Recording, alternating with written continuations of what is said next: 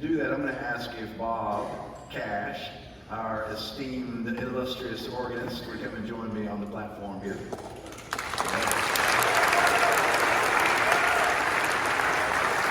So, today,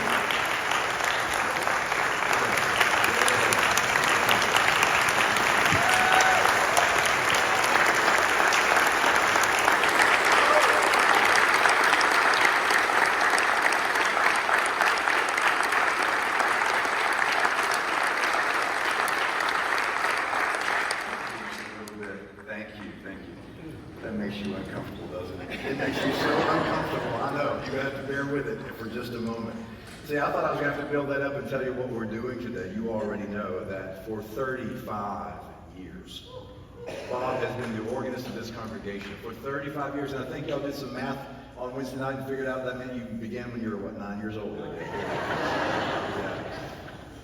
Every week when we gather here, you and I are blessed, sometimes beyond our own recognition. We just assume now to be blessed the way we are from that magnificent instrument that you play so well, and you lead us to the throne room every week. Now listen, I'm going to tell you something about Bob. There is a description, there is a way I can describe Bob, and I thought, how would I put it in a phrase? And I mean this with my whole heart.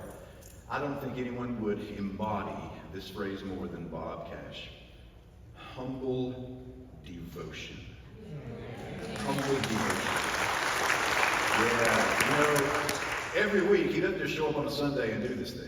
There's practice involved, as you might imagine. And sometimes, even when Bob does not know it, when he's here practicing through the week, at times I will hear it in the office, and I will come and sit in the darkness of the sanctuary, of the balcony.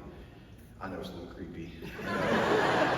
But to simply let the music of that magnificent instrument and your magnificent gift just kind of wash over me in this room, and that's what we get to enjoy every week.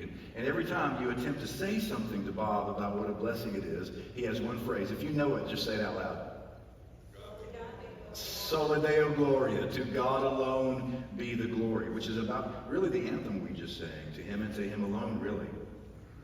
And I just want to take a moment in worship for us to give thanks to God for the gift of this man, for his faithful, humble devotion for so many years. Would you, just as an act of worshiping God, give thanks to God one more time for his service?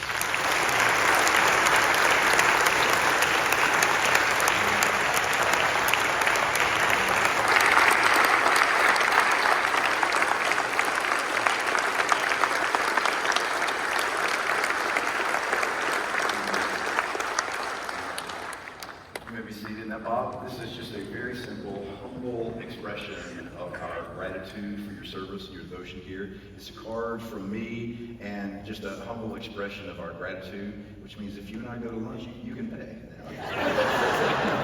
But I wonder if there might be anything you'd like to share with us in response. Yeah. Turn it on first. My heart is full. Thank you. 35 years is a long time, but when you think about the journey, I never could have dreamed from Chamblee to Johns Creek. My life has been so blessed, and I'm so honored. I often say I'm honored and humbled every time I walk in this room as I remember the dream it was for the Chamblee family to have a pipe organ one day. So I truly am honored to share Christ through music, through this magnificent instrument. Each year I reflect and re-examine why I do what I do over the organ console.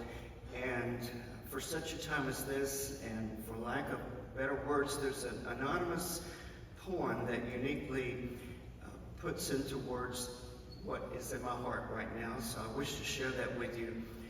Dear Lord, I come with humble heart. Please keep it so, I pray. When people say nice things to me as they have done today,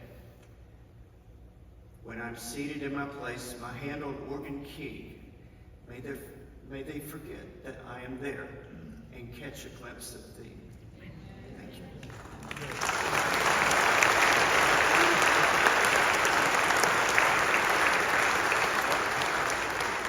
Friends, at the conclusion of our worship service today, I'm going to ask Bob to join me in the foyer so that on the way out you will have the opportunity to express your gratitude and your well wishes to Bob on on this very special day.